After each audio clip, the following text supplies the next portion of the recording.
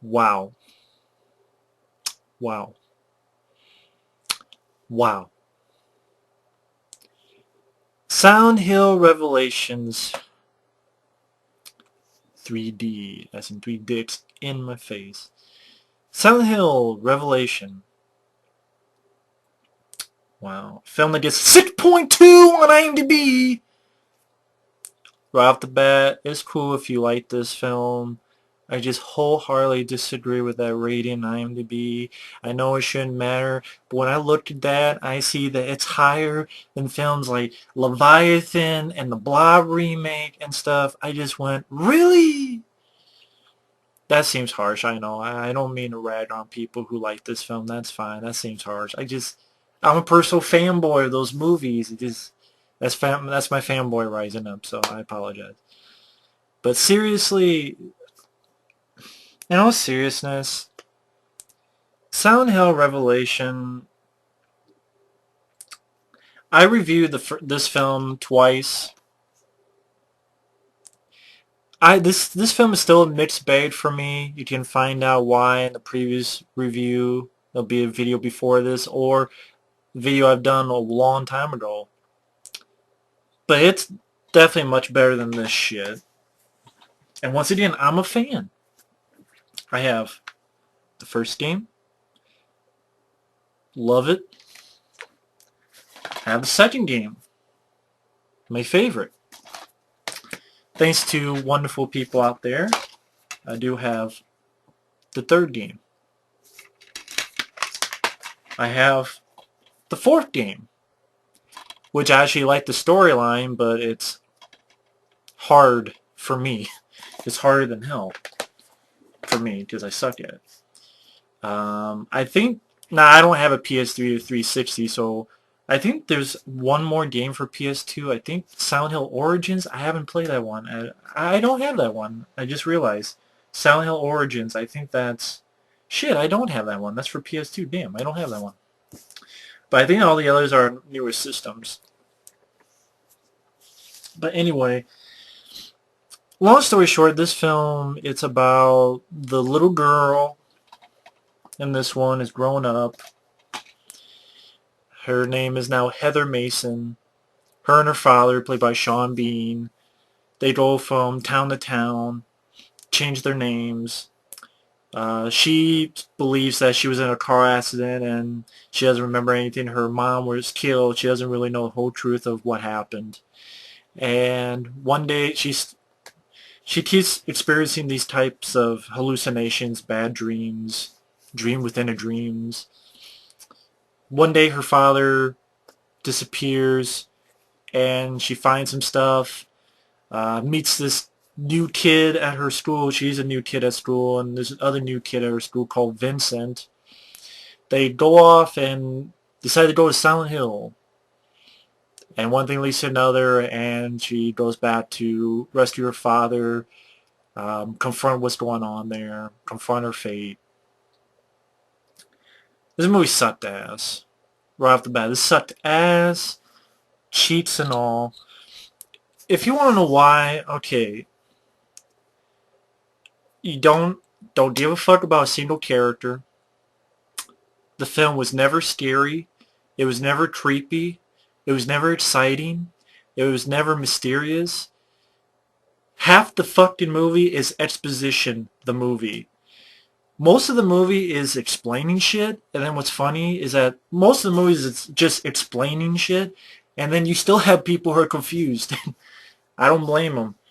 But explain what Silent Hill is. Explaining why this is happening. Explaining where she came from. Explaining about Alessa, her other self. And it's like, this writer-director, what else has this guy done? Michael J. Bassett, because he did not know how to create tension. The world of Silent Hill was kind of lame and blah. Oh my god. This guy did Death Watch? I like Death Watch. Death Watch is like a World War II film, ghost story type of thing. Death Watch is a good movie, and that gets a lower rating than this. Death Watch beats the shit out of this movie.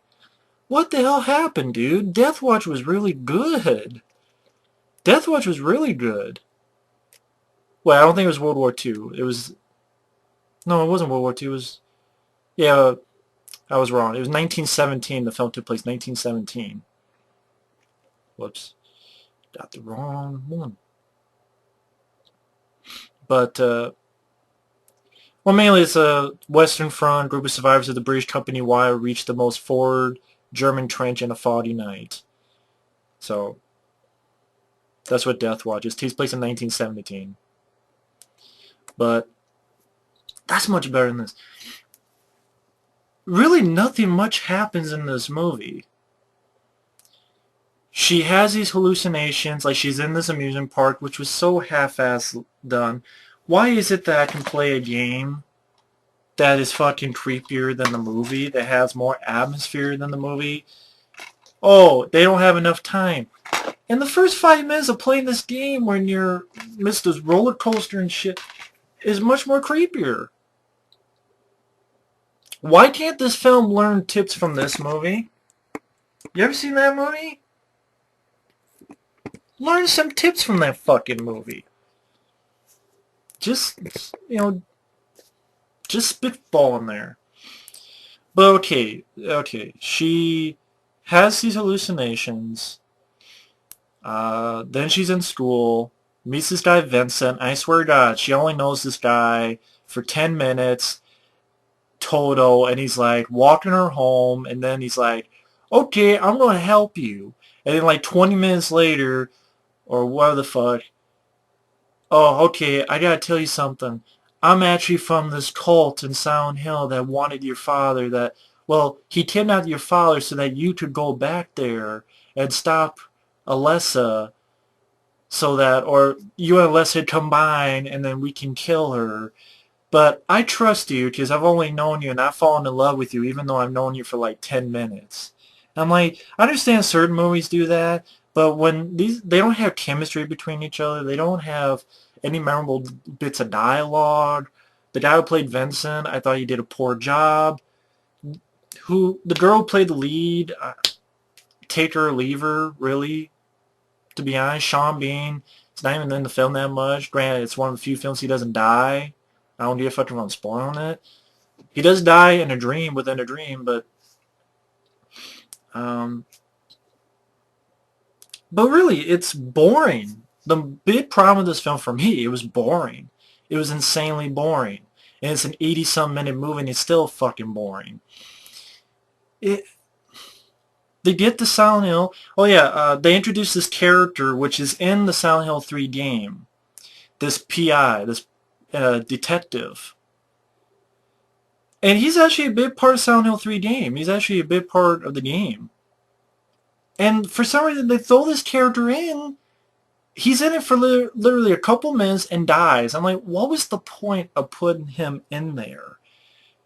You didn't even give him a chance to be a character. It's just, let me give some exposition, and then he dies.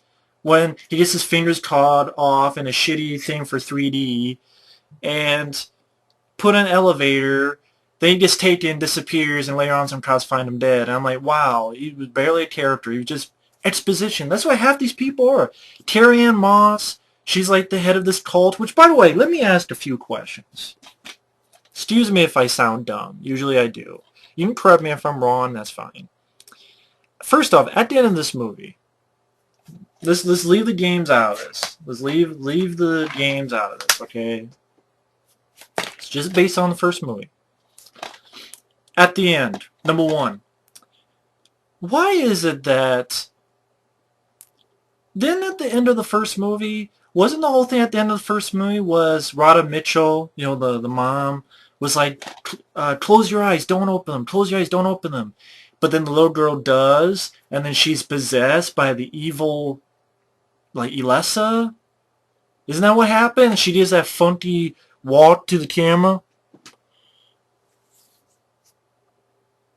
Now all of a sudden that's not the case?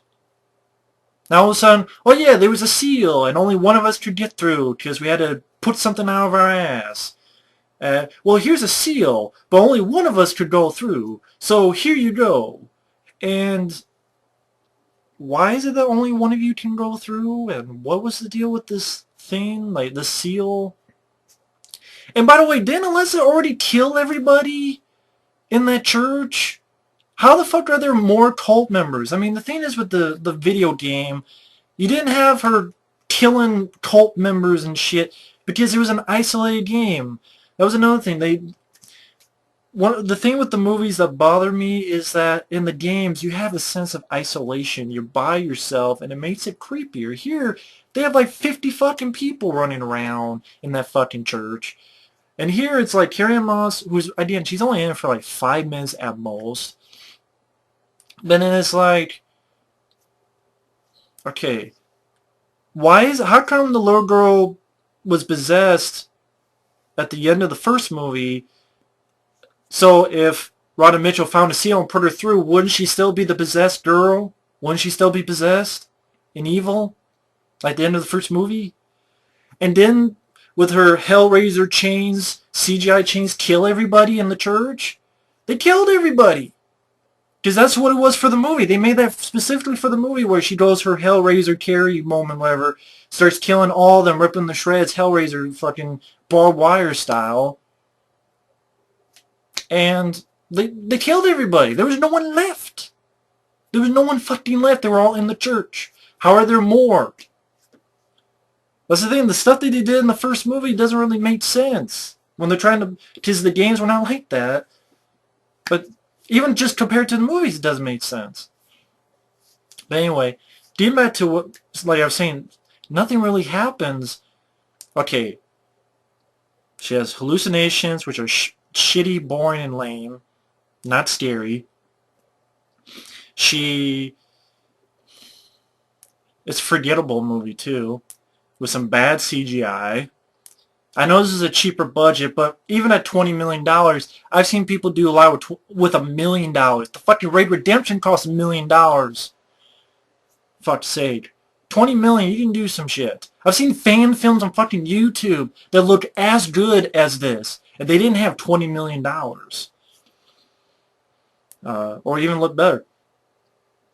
You have, followed by the detective, the elevator scene. She escapes. Her father's missing. Vincent, blah, blah, blah. She is knocked out. She's in Silent Hill. And when she's walking Silent Hill, I agree with Michael Keane. At least this film, I can say, looked really good. It was a good-looking film. This film looks like shit. It looks like dog shit and any type of shit you want to put in there. It looked cheap. When she's walking in the ash, it looked like fucking fakier than shit. I'm like, is this a fan film or is this supposed to be a feature that go to theaters? Are you sure this isn't just a cheap fucking straight-to-DVD film? Sometimes it literally is fucking fan film. But I've seen fan films that are better. She wanders around, sees that old woman who was the mom in the first movie, runs off. One thing leads to another. Oh yeah, you have the fucking stupid ass thing where she finds this random girl, they escape, and then you have this silly, laughable mannequin shit. Okay, I haven't played Silent Hill 3 in a long time, so forgive me if I'm wrong. But was that mannequin creature in Silent Hill 3? If it was, then I apologize. They just didn't do it right. Maybe the shitty CGI, they should have used more practical effects. If it wasn't, it was a silly, stupid design where it's like this mannequin spider and it grabs heads. And it's like something what? And she runs off there. Finds Malcolm McDowell, who's a crazy guy, who's blind, gives him this Metatron thing, shoots him, he turns into a creature, Pyramid Head comes in, chops some arms off, she runs off. You have the nurse scene where it finds Vincent tied to a table, rescues him. Then, okay, there's Alessa, and she defeats her with the power of hugs. Literally, they hug, and that's it. She defeats her by hugging. With the power of hug? That's a new one on me, the power of hug. And then, Carrie-Anne Moss turns into some lazy-ass Hellraiser type shit. And... fuck, it's 15 goddamn minutes. Stay tuned for part 2. I'm not finished with this shit. God damn it. Oh, one more thing. Jump scare with a Pop-Tart. Did you seriously, movie, try to steer me with a Pop-Tart? Transition one scene to another where a Pop-Tart comes out? Jump scare with a Pop-Tart?